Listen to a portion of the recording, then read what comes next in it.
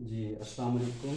Welcome back बच्चों। हमारी पास paper solution के ऊपर डिस्कशन जारी है, जिसमें हम लोग जो है वो पेपर सप्लीमेंट्री पेपर जो आया था 2023 के अंदर एसएससी 1 के लिए उसको सॉल्व कर रहे हैं। जिसके प्रीवियस 2 पार्ट्स जो वीडियो हमने बनाई है, लेक्चर रिकॉर्ड किया, उसके अंदर हमने इसके पहले जो है वो बच्चों 7 पार्ट्स जो है वो सॉल्व किए हैं। इस वीडियो के अंदर हम पार्ट नंबर 8, 9, 10, 11 जो है वो सॉल्व करेंगे। बाकी प्रीवियस दोनों पार्ट्स का लिंक डिस्क्रिप्शन के अंदर अवेलेबल है, आप काइंडली उसको देख सकते हैं और अपने इल्म में इजाफा कर सकते हैं। जी, तो बढ़ते हैं क्वेश्चन की जानिब बच्चों। क्वेश्चन के अंदर हमें पार्ट नंबर 8 गिवन है, इसको सॉल्व करने हमें, और ये मैंने लिखा हुआ है कि ये एक्सरसाइज 7.3 के क्वेश्चन नंबर 1 में से है। मतलब उस तरह का क्वेश्चन है, बुक में इस तरह का ये क्वेश्चन अवेलेबल नहीं है, क्योंकि पेपर अब एसएलओस बेस आएगा। तो बढ़ते हैं क्वेश्चन की जानिब, इनइक्वालिटी को सॉल्व करते हैं। इनइक्वालिटी को सॉल्व करने के लिए एक बेसिक नॉलेज आपको होना चाहिए कि इनइक्वालिटी को बिल्कुल लीनियर अलजेब्रा की तरह आप हल करते हैं, लेकिन जब इनइक्वालिटी को वेरिएबल के साथ लेट से नेगेटिव आ जाए, तो जब इस नेगेटिव को पॉजिटिव बनाना होता है, तो हम जब इनइक्वालिटी को माइनस के साथ मल्टीप्लाई करते हैं तो इसकी डायरेक्शन बेटा चेंज हो जाती है। मीन डैट की अगर लेस देन है तो ग्रेटर देन, ग्रेटर देन है तो लेस देन के अंदर चेंज होती है। इसकी मिसाल ऐसे ले सकते हैं आप लोग कि अगर 2 ग्रेटर है 1 से, अगर मैं माइनस के साथ इस इनइक्वालिटी को मल्टीप्लाई करूँ तो क्या ये ग्रेटर रहेगा? बिल्कुल भी नहीं रहेगा। ठीक है, चूंकि नेगेटिव में जितना नंबर बड़ा होता है वो पीछे वाले नंबर से उतना छोटा होता है। तो अब ये जो है नेगेटिव लेस देन जो है वो -1 है। अब ये वाली इनइक्वालिटी जो है वो बिल्कुल ठीक है। इस वजह से इनइक्वालिटी के अंदर नेगेटिव वाला ऑपरेशन जो है ना, वो इसकी डायरेक्शन को क्या कर देता है? बदल देता है।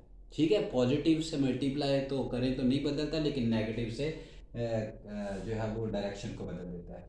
जी, तो सिंप्लीफाई करते हैं अपने क्वेश्चन को। गिवन है हमें 5y/3। इस 1 को जब इस 1 के साथ मल्टीप्लाई करेंगे तो 1 1 टाइम 1 और 3 1/3 आ जाएगा, चूँकि इसके नीचे भी 1 है और इसके नीचे भी 1 है। तो ये प्लस माइनस बेटा क्या आएगा? माइनस। y को 1 से मल्टीप्लाई करेंगे तो क्या आएगा? y/3 less than equals to क्या बनेगा आपके पास? पहला 2y/3। मीन डैट कि ये अब 2y उसके साथ ऊपर वाले के साथ मल्टीप्लाई होता है, डिनोमिनेटर के साथ मल्टीप्लाई नहीं होता। तो ये प्लस माइनस माइनस, 5 को 1 से मल्टीप्लाई करेंगे तो क्या आएगा? 5/3।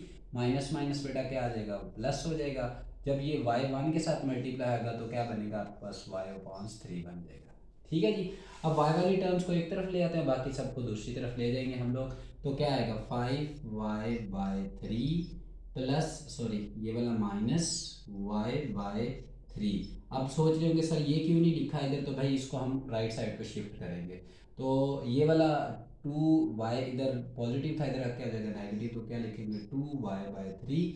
ये y इधर पॉजिटिव है, इधर आके आ जाएगा नेगेटिव आ जाएगा, तो ये भी क्या आएगा? y/3। ये लेस देन इक्वल्स टू इधर ही ये वाला -5/3 जो है ना, ये एज इट इज लिख लेंगे।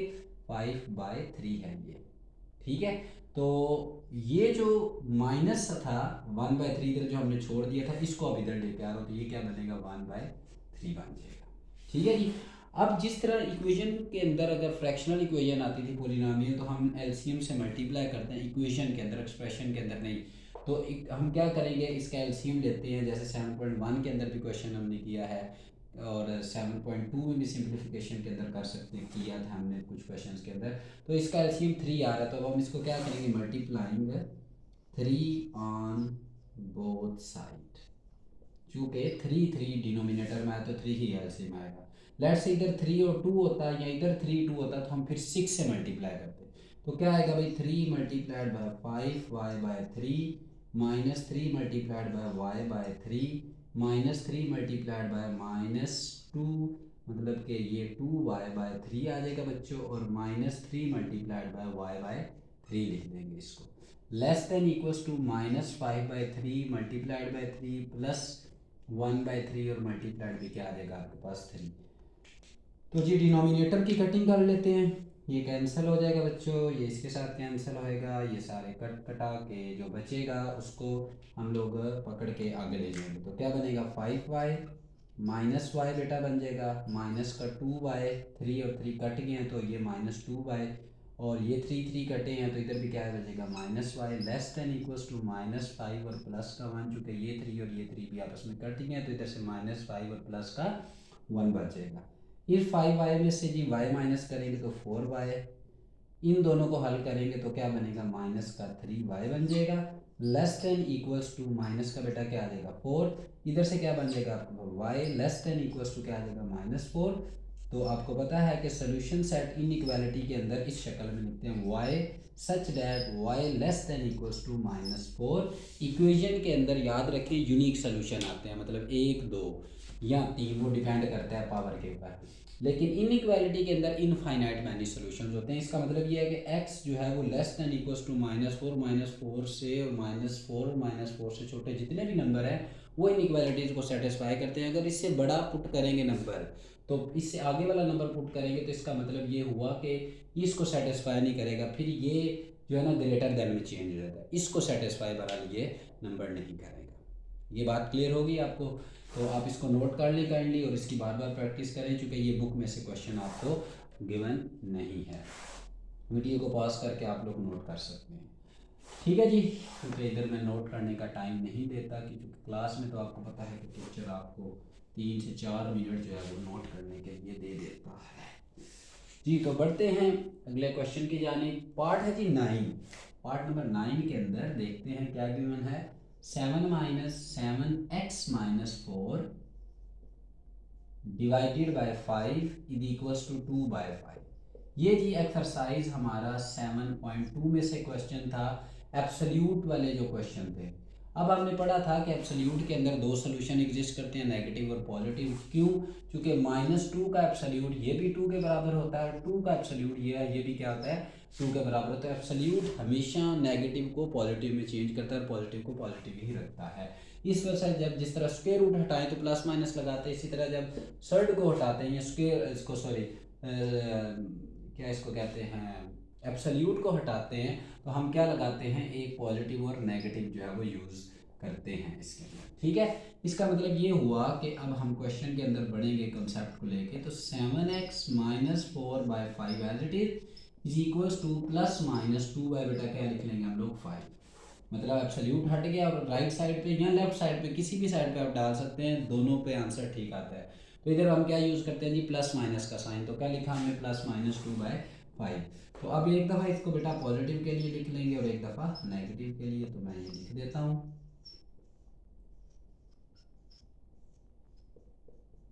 ये हमने लिख लिया, ठीक है जी। सिंप्लीफिकेशन कर लेते हैं। वेरी सॉरी, ये दिस इज द 2/5, ये 2/5 है और ये भी क्या है 2/5 है, ठीक है। अब ये 5 उधर जाकर मल्टीप्लाई हो जाएगा, तो 7x - 4 is equal to 2/5 multiplied by 5। 7x - 4 is equal to -2/5 multiplied by 5। ये 5 इधर डिवाइड हो रहा था, उधर जाके क्या होगा मल्टीप्लाई, ये 5 इधर डिवाइड हो रहा था, उधर जाके हो गया मल्टीप्लाई। तो आपको पता ही है कट जाएंगे ये सारे, बचेगा क्या आपके पास 7x - 4 इज इक्वल टू 2 आ जाएगा बच्चों। 7x - 4 इज इक्वल टू क्या आएगा -2। तो क्या आएगा 7x इज इक्वल टू 2 + 4 बेटा आ जाएगा।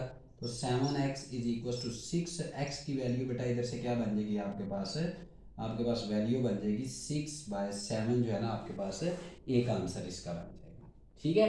और 7x इसको हल करेंगे तो ये माइनस उधर जाके आ जाएगा plus, -2 + 4 7x is equals to 2 बन जाएगा। तो इधर से क्या करेंगे x इज इक्वल्स टू 2/7 लिख लेंगे, ठीक है। तो सोल्यूशन सेट लिख लेते हैं भाई फटाफट। अब चूँकि इनइक्वालिटी नहीं है तो 6/7, 2/7 जो है ना हमारा आंसर आ जाएगा इस बात का, ठीक है। अब इसको नोट कर लें काइंडली, इसको वीडियो को पॉज करें, इसको अच्छे तरीके से 2-3 दफ़ा प्रैक्टिस करें। ये क्वेश्चन भी बुक के अंदर अवेलेबल नहीं है, आप चेक कर सकते हैं भाई ये क्वेश्चन बुक में अवेलेबल नहीं है, आप सर्च कर सकते हैं ये चीज़ जी। तो बढ़ते हैं अगले क्वेश्चन की जानिब। क्वेश्चन नंबर 10 है, दिस इज़ फ्राम 8.1। 8.1 में से जी चैप्टर नंबर 8 है, ये एक्सरसाइज 8.1 के क्वेश्चन नंबर आई थिंक सो 3 में से है ये, ठीक है। तो गिवन है जी, ड्रॉ द ग्राफ, ग्राफ हमें ड्रॉ करना है। इक्वेशन है जी 4x - 2, that is the I have to check my this question because I think so the question is 4x - 2y, this is y, this is not x, ठीक है। तो क्या आएगा 4x - 2y plus 6 is equal to 0। ठीक है जी। और at least वो कह रहे हैं 4 order pair, at least 4 order pair आपको लेने हैं। ठीक है ना। ये कंडीशन मतलब कंपलसरी नहीं होती, इसने एटलीस्ट का है मतलब कम से कम आपको 4 लेना है, इससे ज़्यादा आप बेशक 20 लेके ऑर्डर पेयर लेके इसको हल कर सकते हैं। बढ़ते हैं। तो ग्राफ ड्रा करने के लिए जी कुछ रूल्स हैं, 4 स्टेप हमें इसके अंदर करने पड़ेंगे। फर्स्ट स्टेप के अंदर हम बनाते हैं subject to the equation, subject to the equation.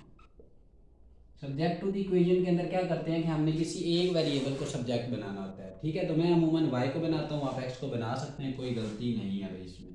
तो क्या करेंगे, ये 2y जो है राइट साइड पे ले जाएंगे तो क्या बनेगा 4x plus 6 is equal to 2y। ठीक है बेटा, इधर से 2 कॉमन लिया जा सकता है, मतलब इसको सिंपलेस्ट फॉर्म में लिखते हैं। तो ये बनेगा क्या 2y, 2 इधर आके क्या हो जाएगा डिवाइड, तो x plus 3 is equal to y। अब कंफ्यूज नहीं होना, ये 2 किधर गया भाई, ये 2 और ये 2 बेटा आपके क्या हो गए, कैंसिल हो गए। ये वाला इस 2 के साथ क्या हो जाएगा कैंसिल, इधर मल्टीप्लाई इधर आके डिवाइड हो जाएगा। बेशक आप इसको उधर ले जाएं, डिवाइड कर दें और खत्म कर दें। This is called the subject to the equation, subject to the equation. Subject to the equation के बाद हमें टेबुलेटेड फॉर्म बनानी पड़ती है। स्टेप नंबर 2 में क्या होता है, टेबुलेटेड, BULATE, टेबुलेटेड फॉर्म। भाई ये ग्राफ बनाने का पैटर्न आप सीख लें, कोई भी क्वेश्चन आ सकता है बोर्ड के अंदर। टेबुलेटेड फॉर्म में क्या करते हैं जी, हम लोग एक बॉक्स बनाते हैं। ठीक है। इस बॉक्स के अंदर हम 4 वैल्यूज जो है वो पुट करते हैं। ठीक है, चूंकि हमें 4 ही कहा हुआ है तो हम 4 ही पुट करेंगे।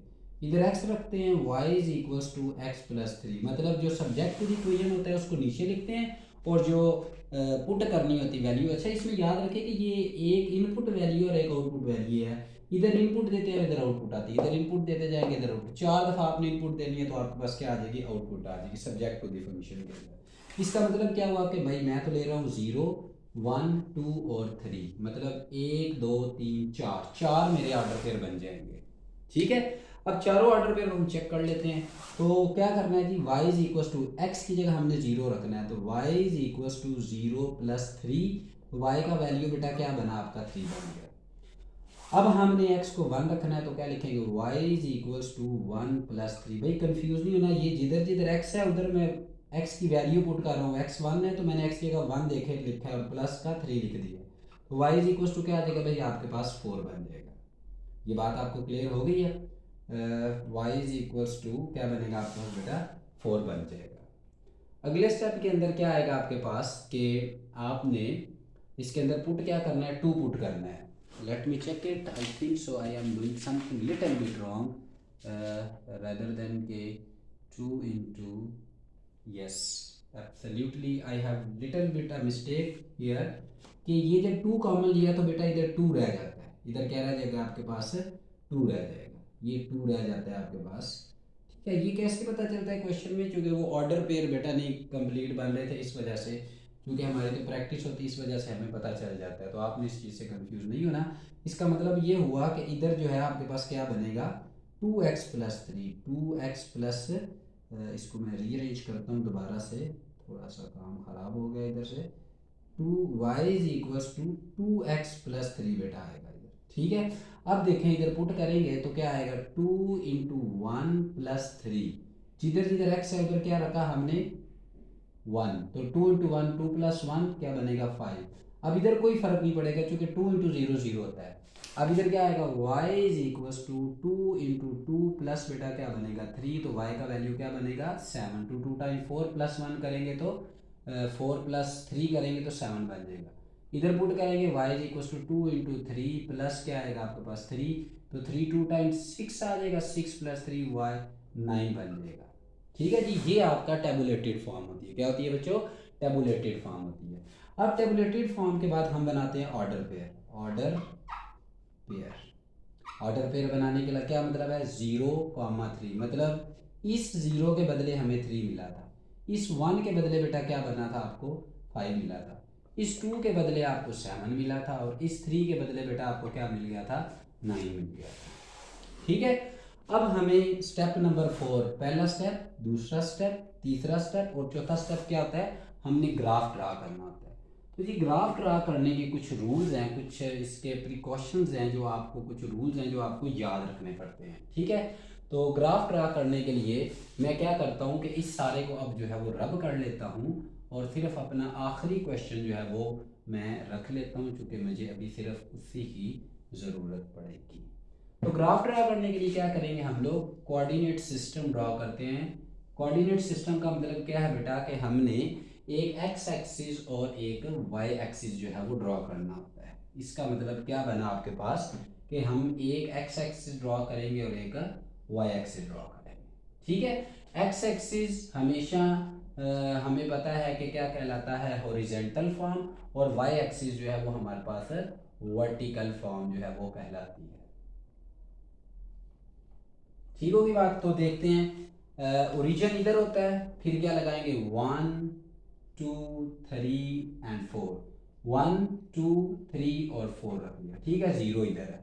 उसके बाद आपके पास क्या है जी, 3 हम लगा लेते हैं, स्केलिंग कर लेते हैं। ये 2 यूनिट 1 यूनिट आप लेके रख सकते हैं, लेकिन आप अमूमन इस क्वेश्चन के अंदर हम जो है ना वो, चूँकि हमें सिर्फ ऑर्डर पे से ग्राफ ड्रा करना है, चूँकि सोल्यूशन नहीं फाइंड करना।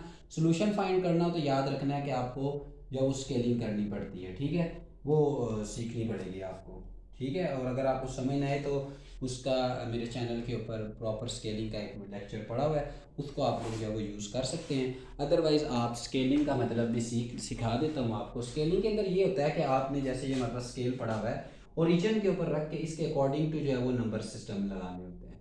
मतलब कि फॉर एग्जांपल इधर अगर सीख ही लें थोड़ा सा, तो मैं कुछ यूँ कह रहा हूँ बेटा कि ये आपका एक्स एक्सिस है और ये वाई एक्सिस ऊपर। तो अब आप ओरिजिन के ऊपर अपना स्केल रख लें 0 से, ठीक है, और दो दो यूनिट के ऊपर रख लें, 2 यूनिट को एक वैल्यू आपने कंसीडर करना है। मतलब क्या है कि 2 सेंटीमीटर जो है ना वो एक स्केल कंसीडर करेंगे हम लोग। इधर भी लगा लेंगे, इधर भी लगा लेंगे, 6 पे भी लगा लेंगे और 8 पे भी लगा लेंगे, ठीक है। इसी तरह आपने ये स्केल इधर भी रखना होता है। तो उसी तरह आपने 2 यूनिट तक जो है ना इसको मेजर करना होता है। मतलब कि 2 यूनिट तक इधर रखा, फिर 4 पे इधर लगाया, फिर 6 पे लगा लिया, फिर 8 पे लगा लिया, फिर बेशक 10 पे लगा लिया। मतलब कि जो आपने एक्स एक्सिस के ऊपर जितना स्केल रखना है 2 सेंटीमीटर का, तो मैंने 2 सेंटीमीटर को एक यूनिट कंसीडर किया। इससे कोई फ़र्क नहीं पड़ता, सिर्फ ये क्या है कि आपका ग्राफ जो है करेक्ट ड्रा हो सके। बेशक आप 4 यूनिट पे एक स्केल रख लें, मीन के 4 सेंटीमीटर को एक स्केल मान लें बेशक आप, ठीक है जी। तो ये हमने रखा 1 2 3 4, क्लियर होगी बात ये। और इधर भी हम क्या करेंगे, क्या करेंगे बच्चों, आपके पास जो है वो ले लेंगे हम लोग 1, मतलब 2 ले लें बेशक, इधर 2 4, चूँकि इधर आ रहा है ना ऑड नंबर का, तो हम क्या लिखते हैं, 3 से स्टार्ट करते हैं, 3 5 7 9 और 11, ठीक होगी बात ये। अच्छा अब देखें, ऑर्डर पे पहला है 0,3, 0,3 का मतलब है x 0 है। तो याद रखें y एक्सिस के ऊपर x की वैल्यू दी होती है और x एक्सिस के ऊपर y की वैल्यू दी होती है। मतलब ये x एक्सिस जब इसके घर में जाता है तो इसकी कोई वैल्यू नहीं होती, जब हम किसी के घर में जाते हैं भाई हमारी कोई वैल्यू नहीं होती, कोई किसी टाइम भी कह सकता है घर जाओ भाई अपने। तो इसी तरह x एक्सिस के ऊपर y की वैल्यू 0 होती है। तो पहला ऑर्डर पेयर हमारा इधर लगेगा, चूंकि x की वैल्यू 0 है, इसका मतलब ये है कि x एक्सिस के ऊपर हमारा 0 है और 3 जो है वो अपने घर के ऊपर जो है वो लाई कर रहा है। अगर फॉर एग्जांपल ये 1 होता तो फिर हम अप्रोक्सीमेटली इधर ले लेते। तो फिर अगला क्या है कि 1 और 5, मतलब कि ये 1 है, ग्राफ ड्रा करने के लिए हम प्रॉपर ऐसे करते हैं कि ये 1 के ऊपर रख के बेटा आपने यू लाइन लगानी है, और 5 के सामने रख के हम यू बिल्कुल जो है वो लाइन जो है वो ड्रॉ कर लेते हैं। ये बात क्लियर होगी। अगला क्या है आपका 2 और 7, तो हम इसी तरह बिल्कुल शाबाश 2 इस तरह रखेंगे, आप सही समझ रहे होंगे कि 2 के सामने ले जाएंगे इधर तक, और फिर इसको रख के हम लोग 7 तक जो है वो इधर तक इसको बेटा क्या कर लेंगे, एक्सटेंड कर लेंगे, ठीक है। तो ये ऑर्डर पेयर लगा दिया।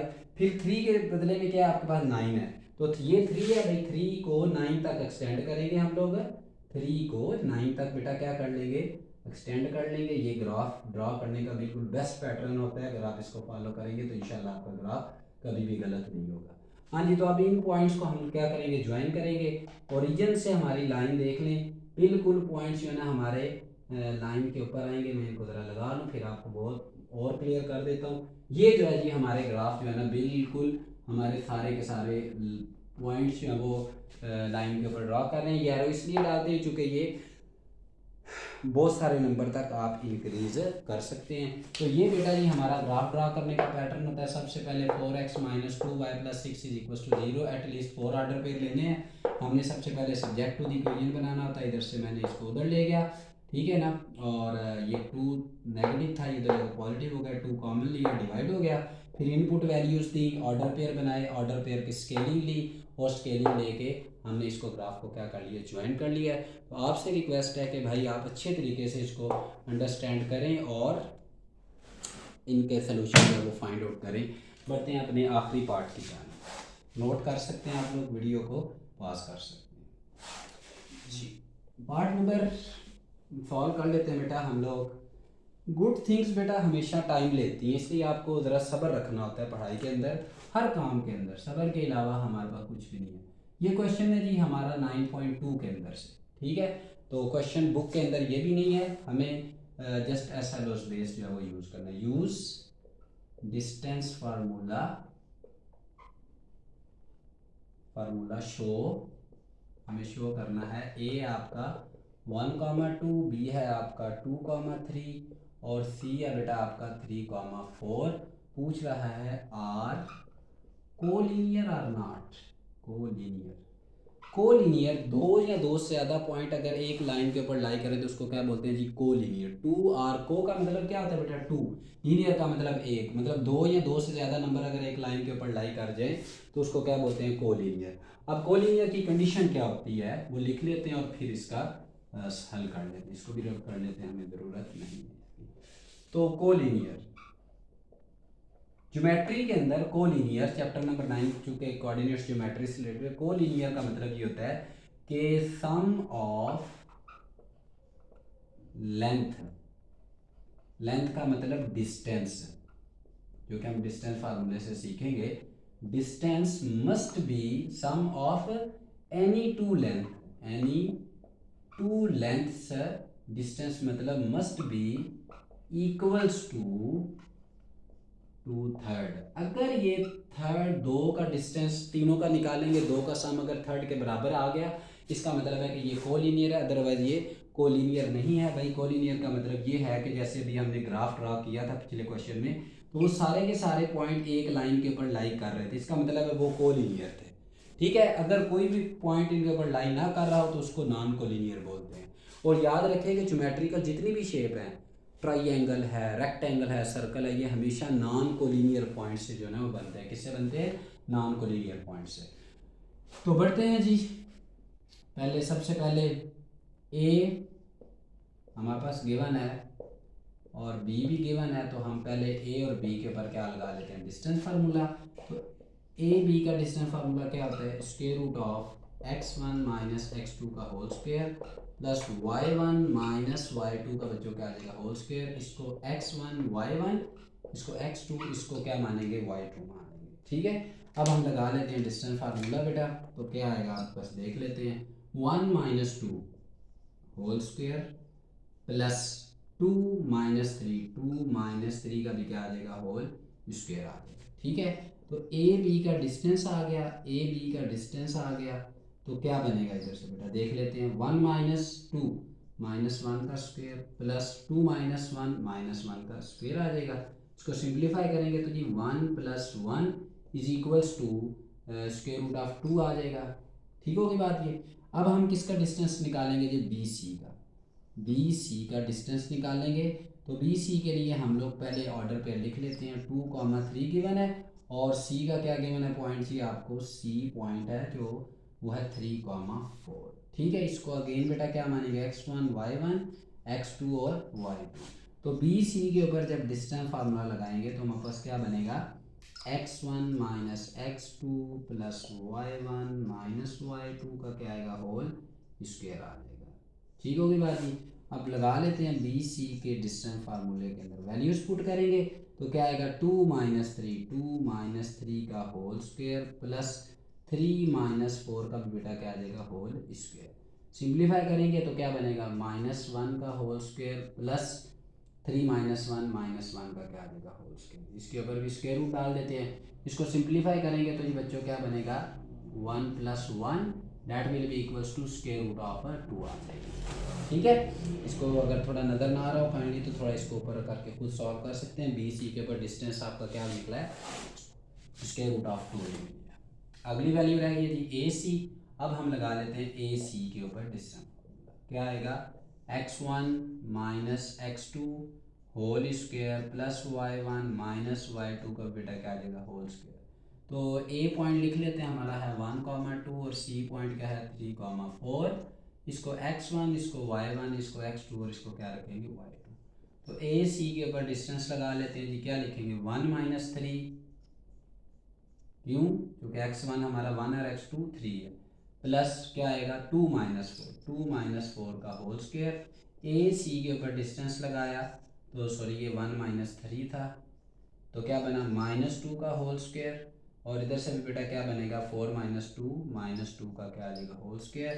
ए सी का डिस्टेंस आ जाएगा आपका 4 + 4 दैट इज इक्वल्स टू 8 के इक्वल आ जाएगा। ठीक है जी, तो ये आप चेक कर सकते हैं कि 2 पॉइंट सॉरी अब मेरे पास कैलकुलेटर नहीं है इसलिए 2.14 अप्रॉक्सीमेटली हो सकता है, होगा बल्कि, और ये भी क्या होगा 2.14। इसको जब आप लोग सिंप्लीफाई करेंगे तो ये 2.28 के इक्वल आ जाता है। तो देखें हम लिख सकते हैं if a b plus b c का डिस्टेंस हम करें तो वो ए सी के इक्वल आएगा। कैसे आएगा, ए बी का वैल्यू क्या निकला है 2.14।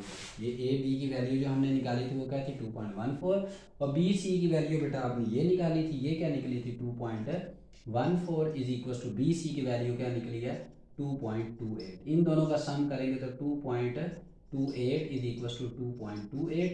एंड आगे क्या लिख देंगे, are from vertices are from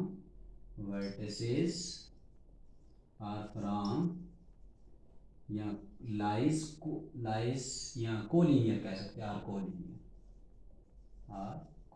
ये आपका ये पार्ट नंबर 4 था, 11 था सॉरी। आई होप्स तो आपको ये बात समझ आई है। जस्ट आपसे एक ही रिक्वेस्ट है, अगर वीडियो आपको अच्छी लगे उसको लाइक करें, सब्सक्राइब करें। ये क्वेश्चन मैं आपको नोट करने के लिए देता हूँ, आप इसको वीडियो को पॉज करें और इसको नोट आप लोग कर सकते हैं। ये क्वेश्चन बड़ा इंपॉर्टेंट है, अच्छे तरीके से प्रैक्टिस करें जी, पेपर्स के दिन है। तब तक के लिए इतना ही, अल्लाह हाफिज़, अस्सलाम वालेकुम।